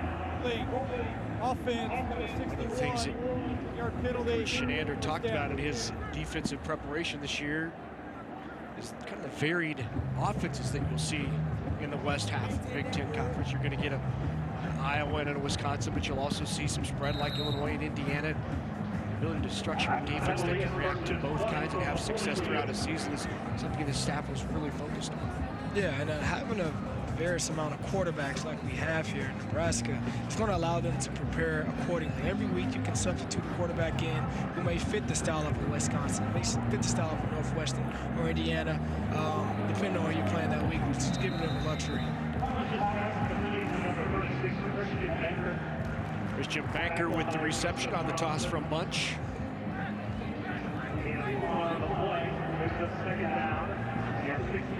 Starting to roll through here where players have switched jerseys at the half and playing for the other team. This is always a time for... That's tipped around and incomplete. It's always a time for players later in the second half to really come out and see the pressure right there, get into the quarterback's face. It was tipped away by Lane McCallum and nearly picked off by Nebraska safety, sophomore out of Norfolk.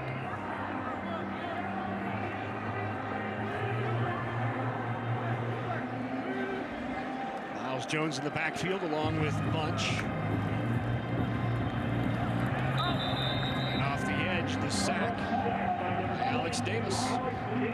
We talked about Nebraska's need for some pressure off the edge, and Alex Davis is going to be one of the individuals who gives this defense that pressure.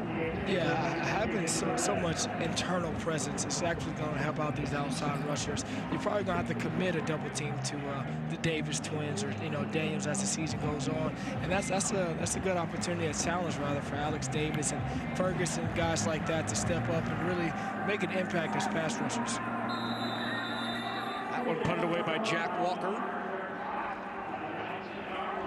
We are here in quarter number 3 of this annual red-white game here in Lincoln, Nebraska. Here with Nebraska quarterback Adrian Martinez. Adrian, year 2, quite a bit different from a year ago. Not necessarily battling for a job, just owning your skills. How do you kind of assess it thus far? Well, today's been a good day. I wish I could have some plays back for sure, but as a whole, I'm proud of our guys, the way we've been coming out here and just competing. Coach Frost said early in spring that leadership was one of the things that he really wanted you to focus on and take to the next level. How has ownership of this football team come for you? It's been coming along good. It's been coming along good. And as you said, it's a lot different from last year. Last year I was just getting my footing, but this year around, I've kind of taken on that leadership role and really just taken ownership of it and embraced it. I think these guys have responded well. A lot of moving parts for you on offense as you're waiting for guys to get healthy, waiting for guys to arrive on campus, but you have to continue to develop. How fine a line, or what's the balance like with that? Well, what we have right now, I'm excited about, and you just have to focus on that at the end of the day. Have to make with what you have, and I really believe in the guys we have here, and the guys who are coming in, the guys who come back from being injured, they're going to have to compete their tails off at the end of the day. Off air, before we let you go, we were talking about the magic of Coach Verdue and who he's been to you from a mechanics and a teaching standpoint. Talk a little bit about a guy that I think is pretty underappreciated along this staff. He's the man. You know, he truly is. When I first got here, you know, I had some mechanical issues myself, and he never once doubted me. Never didn't have the confidence in me and the rest of the guys. And you know, it's contagious. And he got my mechanics right, and just from all sides of the game, he does it so well. And I'm appreciative for him, and I know he has my back, you know, on and off the field. How scary is it for you when they tell you with your talent and your ability that the sky is truly the limit? The sky is pretty high, boss. Thank you. You know, it's humbling. Guys, that's the future. It's Adrian Martinez. Thanks very much, David. Appreciate it. Nice first half there for Nebraska's sophomore quarterback, Adrian Martinez. You can hear the maturity. Yeah, so much maturity with that guy right there. He understands that, you know, no moment is bigger than him. He has to just focus on that moment and make it whatever it is. And just to have that kind of insight at his age is unbelievable. You know, I really believe that he's going to start something really great here, lead this team to you know, greatness until this season. And a lot of guys really respect him. They really respect him. They understand. They see how hard he works. He comes in. He's always watching films, and that can be contagious. You know, so just to get more guys, as you know, the guys fill in and the guys who come back to help with that leadership aspect is going to be huge. But Adrian is definitely leading that forefront. Jamie Nance had a step there, but misconnected. Nance caught one, had one slip through his hands. He's a young guy on this squad who might be able to step up and help from that receiver position. Has some work to do in terms of fundamentals, understanding the game, maybe the mechanics of the game, fundamentals. I think the coaching staff told me he's only, 17 years old. He'll be 18 years old as the season starts. He's one of those early enrollees guys. But like I said earlier, he's really, really fast. You know, has pure speed, and just learning how to control that speed and understanding that coverages change pre and post snap. Those are the things that he may struggle with early, you know, coming from high school. A lot of things he wasn't exposed to. But, you know, he has great tools around him, great leaders like J.D. Spielman, and guys who've been there before who can definitely help him mature into a polished receiver. Armstrong with the punt. Fair catch called for by Cam Taylor. 24-6 here as time ticks away in quarter number 3 in this running clock. You know, one of the things that we chatted with Troy Walters about yesterday is the difference between spring last year and the difference this year. He said last year they felt like they were doing so many rudimentary things, like, you know, coaching tempo, and didn't really have a chance to get to much X's and O's, and kids didn't even know the drills that they were trying to put in. The progress they feel they have made this spring over last spring is significant. Yeah, and that just comes with comfort, you know, getting to know guys. Anytime you have a new coach coming in, you're always a little bit timid, you know, not necessarily understanding what's expected. But those walls have been broken down. These guys know in order to get better, you got to go at a certain tempo. And this offense, you can't afford not to understand the tempo with this kind of offense. Reception complete there by Ty Chafin. You see a lot of these run-pass options where they get the ball in their hands quick to the flats, and that is definitely going to complement this running game heading forward. A lot of times that allows this offense to kind of spruce things up as opposed to just doing the zone read all the time. If you can get the ball to a J.D. Spielman, get the ball to a Wan'Dale, guys who can catch that ball really quick, and it's like an extended handoff and get you 5 or 6. It takes a lot of pressure off the box. It takes linebackers out of the way, and it's really going to open up that, those running lanes for this young running back core. Scott Frost entertaining down on the sideline here in this second half of Nebraska's spring game. Here's our first look at Matt Masker in there to quarterback now for this white squad. Masker is a 6'1", 220-pound redshirt freshman out of Kearney, Nebraska. He was a star for Kearney Catholic.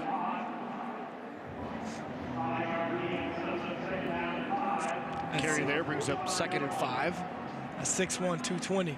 Yeah. See, he brings a different element than a couple of these guys. Maybe a little bit more thump, on impact. Masker under pressure by Deshaun Neal. Deshaun Neal's another guy in that off defensive front we haven't talked a lot about. 6'7", 310-pounder from Omaha Central. He's got he's improved a lot this spring. You know, talking to the coaches, he still has to understand his size, understand that his extremities are his biggest strength. You know, he's a guy, big long arms, but really applying that to the defensive end, setting the edge is something that has been a gradual growth with him. But you see, he's getting a couple. As you see, the ball sails over for a touchdown there. That's a wide Lauer right there. Nice pitch and catch there. But you know, Deshaun Neal's a guy definitely is going to play a big role. Lever on the big touchdown. 55 yards on the completion from Matt Masker to Wyatt Lever.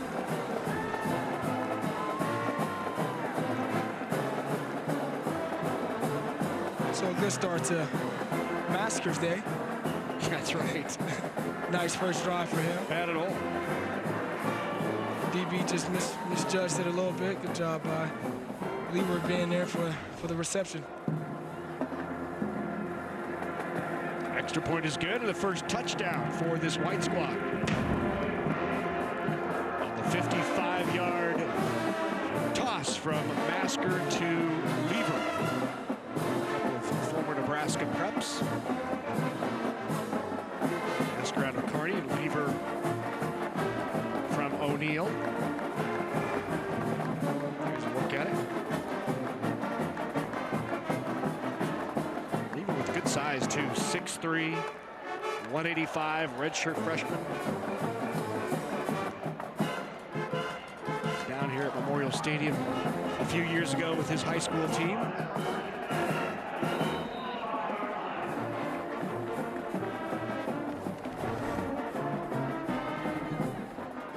Luke McCaffrey back out there at quarterback for the Red Squad. McCaffrey untouched. A little move there on the near sideline. That's enough for a first down. 2 flags came in on the run. Holding, offense, 19, 10-yard penalty from the spot of the foul, first down.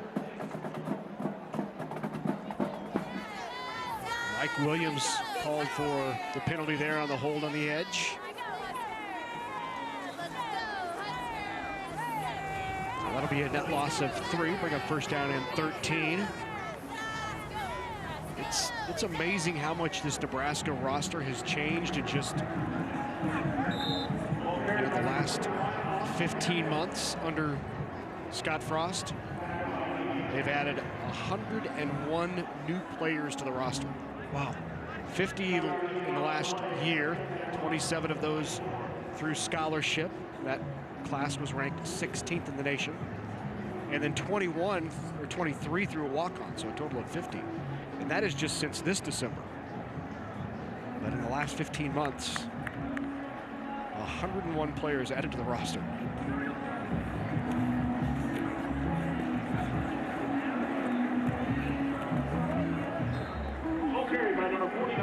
There's a carry by Austin Hemphill.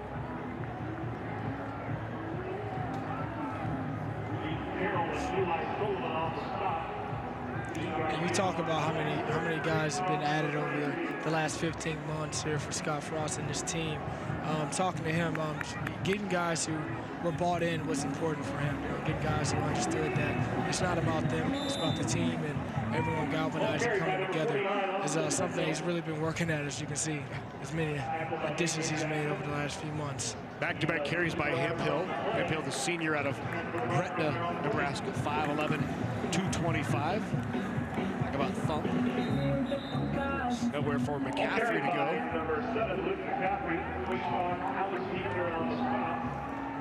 McCaffrey is shut down by Grant Jordan.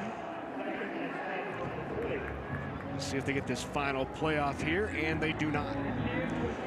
So we'll head to quarter number 4 here in Lincoln, Nebraska. Red on top, 24-13, as Nebraska concludes its spring practices here at Memorial Stadium on this great Saturday afternoon.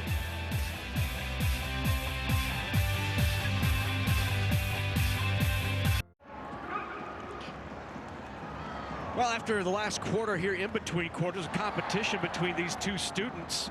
Whoever puts the most footballs in the net, is it $25,000? Yeah. Whew. You were saying you'd like to go down there and give it a shot for that, huh? Oh, man, I'll be whistling those things. Rapid fire, man. That's a great opportunity for these guys right here. $25,000 in scholarship money, and go. And the winner on the right. There he is. There's the team celebrating. That's got to be an awesome feeling right there. That's terrific. Well, back to play here in quarter number 4. Luke McCaffrey back out there at quarterback. Incomplete pass there from McCaffrey. Yeah, I'd have a smile on my face, too. Let's go down to the field. Damon is with the head coach of the Huskers. Coach, a lot to take in, especially on the fly, but you've seen it all. What are your thoughts? It's been a good day. You know, we just want to come out and finish up spring ball the right way and keep everybody healthy. You can't say enough about Nebraska fans. This state's been through a lot with a lot of the flooding and things that have happened here, and people just love Nebraska football. It's a special place, and to fill this place for a spring game makes this worthwhile, and I think the kids were excited to get out here in front of them. Coach, it's interesting because your sentiment about the feeling of the state has really trickled down to your team, and it's happened in a hurry. What are some of the things that you've talked about or done off the field that has allowed everybody to be so appreciative of things that some could easily take for granted? I think anytime you're a part of something that's bigger than yourself, it's special. And really serving others is the purpose of life. Not doing everything for ourselves, but doing something for other people, whether it's your teammate or whether it's for other people that have been affected by the things Nebraska's been affected by. Our team's starting to learn that, and they're starting to make decisions based on what's best for the team, not what's best for them. So you've got May through August, and you get ready for the opener. What are some of the big targets that you want to knock off? Well, we're still not a complete team right now. We've made a ton of progress. We need some more help. We got some guys coming in recruiting, a bunch of guys that aren't out here on the field today because of various issues, little injuries and things, or we're holding them out. But it's going to be fun to watch the whole group together come fall, and we'll cover some more ground then. Coach, appreciate your time. Thanks. Thank you very much, Damon. Thanks to Scott Frost for joining us as well. Incomplete pass intended in the flat for Miles Jones. Those not around the state of Nebraska, it has been a rough month and a half for people of this state. Homes, farms, and really possibly towns lost forever to the record flooding that hit this state. At the spring game to kick this off earlier today, Nebraska honored nearly 300 people who were first responders and helping many of those towns impacted and people impacted by the flooding. They came from Nebraska and southwest Iowa. Much of that flooding has been. Askew throws that away.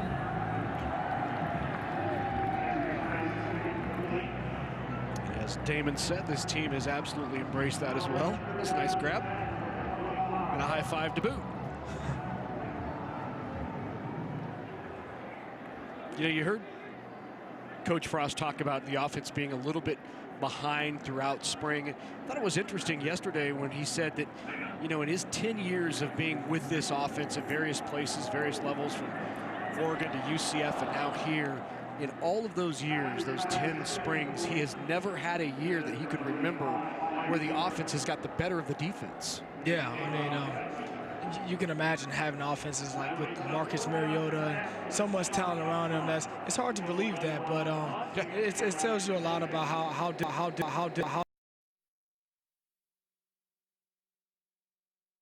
All Fair Game with Christine Lakey. Weekdays at 5:30 Eastern on FS1 or watch anywhere on the Fox Sports app. After school All-Stars, I don't even know if they know. With them being behind in the spring, but come season time, these guys will be seasoned, they'll be ready to go. Really reach out and make sure that we're offering opportunities that students wouldn't have otherwise.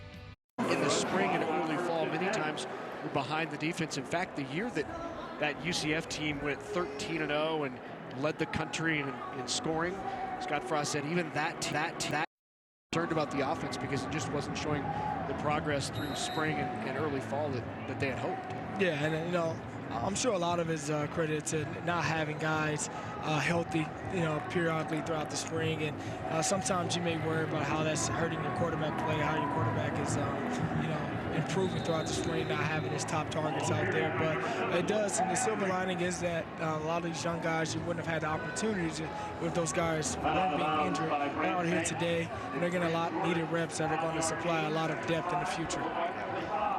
Jordan Paup with that last tackle behind the line. 6'3", 245-pound sophomore from Central City, who was listed as 55 on the roster, but actually wearing 57. You know, Scott Frost, during that passing competition we were showing you, was having a little bit of fun before the competition started. Watch Frost walk over.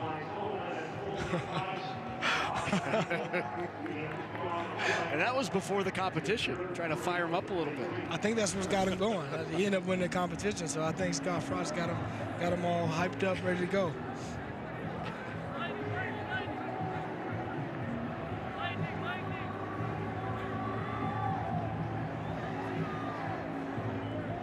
Here is McCaffrey, now quarterbacking for this red squad. Goes to his left. Was he touched up? They will say the defender let up. Let's go out of the field to Damon Benning. With one of the reasons that Nebraska fans feel a little bit of optimism defensively is this guy right here, Lamar Jackson. Lamar, this is it, the spring in which you want to leave your stamp on this program before your last season. How are you feeling with the progress? I mean, I'm happy with the progress for the most part. I feel like the spring's been a great spring. The younger guys underneath me, they've been doing a good job making sure each day I come to work. And I really just put my best foot forward. I mean, my coach stays on me. He made sure I never took a day off, never took a play off. And I couldn't ask for nothing better than that. Like you say, this is my last season. I kind of want to just give it all I got, empty the tank, and just get paid in the long run. But also, before I leave, try to get a chance to win something. I'm happy where the defense is, and I feel like with the summer and the fall camp that we're going to keep improving. You know, it starts, if you want to have the type of success you're after, it starts with the guys up front, and they've had a good spring. How do you assess what's happening up front with the D-line and that linebacking core as they continue to develop? I mean, honestly, up front, I can say ever since they got Coach Tony, I mean, like we meet next door to each other. So ever since Coach Tony got in the room, I mean, he's been making sure them guys, they coming closer just like us. I mean, DBs, throughout this process, we became the closest unit, like I would say, on the team. I mean, but the Coach Tony coming in, I mean, he's making sure them guys is a tight-knit group. I mean, he's making sure they're having fun each and every day. I mean, he keeping the competition high just as it is in the DB room, and I feel like that's how it should be. I feel like if the competition is alive, I feel like it's no option but to improve each and every day, and I feel like Coach Tony is allowing them guys up front to make sure they compete and make sure that the spark is there each and every day so they can keep improving. Lamar, you get a chance to see Adrian Martinez every day. You've got a ton of experience with the Big Ten under your belt. What do you need to do defensively when you see quarterbacks like this to give yourself and Nebraska a chance to be successful in the conference? First off, we just got to contain him within that box. I mean, the guy that got a little bit of shiftiness and that can run, you want to keep him inside that box. Make sure to make him feel smothered. Shake him up a little bit. But I mean, Adrian, we got one of the best that do it. He's elusive. He don't really get shook up too much. But yeah, with quarterbacks like that, we kind of just got to keep him in the box and just make sure he stay contained. And for the most part on defense, we just got to be confident. We got to go out there. Everything that we do is contagious, from confidence to playmaking. I mean, we just got to go out there and just keep the competition alive, keep the playmaking alive. And I feel like we're gonna be all right. We've got a lot of guys capable that can make plays. Best wishes the rest of the season. Appreciate that. Guys, he's become the poster child for a little bit of the ability to stay with it while continuing to get better. A lot has been asked of him, and he's answered the dinner bell. Yeah, no question, Damon. And there's a great play by Chad Alioth Jr. out of Omaha, Nebraska, out of Omaha North, 6'2", 195 sophomore with a one-handed pick. No, you're right, Damon. You know, there was a time when you wondered if he would really reach the pinnacle of where he is today. You know, if he would maybe fall short of that. But in talking with head coach Eric Shenander, he said sometimes, you know, when you really love somebody, you got to be honest with them. And we were really honest with him and say, you want to be a pro and you're not doing anything like a pro, from taking care of your body to looking at film to working, you know, in the weight room. And to his credit, the very next day he was in the office talking to coaches and completely changed, and you saw how his season turned last year. Yeah, it's interesting. Sports and life in general it's the great humbler, and you can either do the humbling or be humbled. And for him, it was the first time in his playing career that he ever took the initiative to go ask his coaching staff what could he do to improve, and what does he need to do to become a better person. And for him, he said it changed everything, including the trajectory of his career, to hear the cold, hard truth on what he wasn't versus what he thought he was. Great turnaround for Lamar Jackson, who is, as you said, entering his senior year out of Elk Grove, California. Franklin High School was so highly recruited out of high school. 5.5 to go here in this annual red-white scrimmage for Nebraska.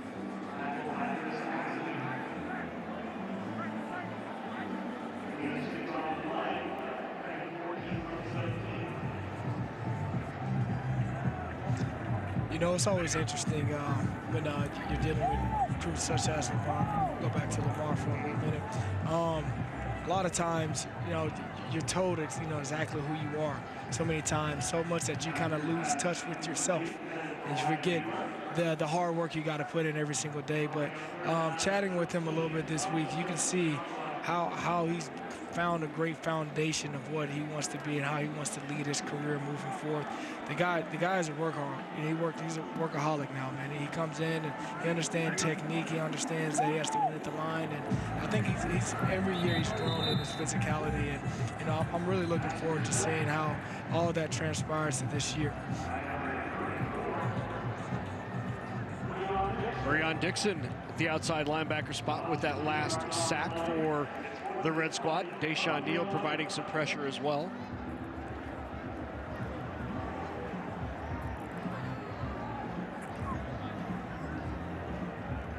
That'll bring up 4th down. As this final quarter kind of ticks down, I just realized I've covered more spring games than I've actually played in. I don't know how many guys who played college football can say that. You know, I'm wondering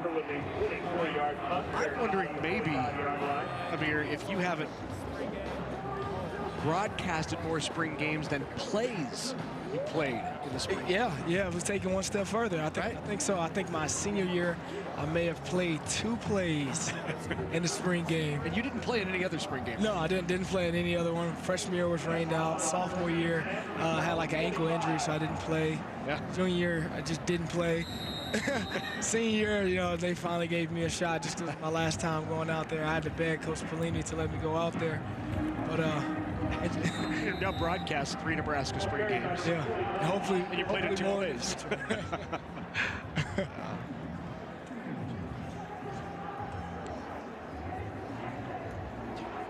Well, it's always a great opportunity. You know, we talk about there are a couple of seasons in Nebraska. There's football season and then spring football season. Once again, 90,000 or nearly 90,000, 86,000 here today to watch this annual red-white scrimmage. Great afternoon for Adrian Martinez. There's Wyatt Mazur to his left, talking to our first responders and service members. And you can really see how these players have gotten behind this state, the energy of this state. Even guys who come from California, Georgia, Alabama at times. When the national disaster, you know, comes through this state, the guys are humbled and they realize that, you know, football gives them that opportunity to come together and to heal together. And these players have really embodied that, you know, that Nebraska strong spirit. Luke McCaffrey would like that last one back. He had a wide open Austin Allen over the middle. Came up just short. Brings up 4th down and 2 here for McCaffrey and this red offense. Nice tough run there. Austin Hemphill again with the carry. That's enough for a 1st down.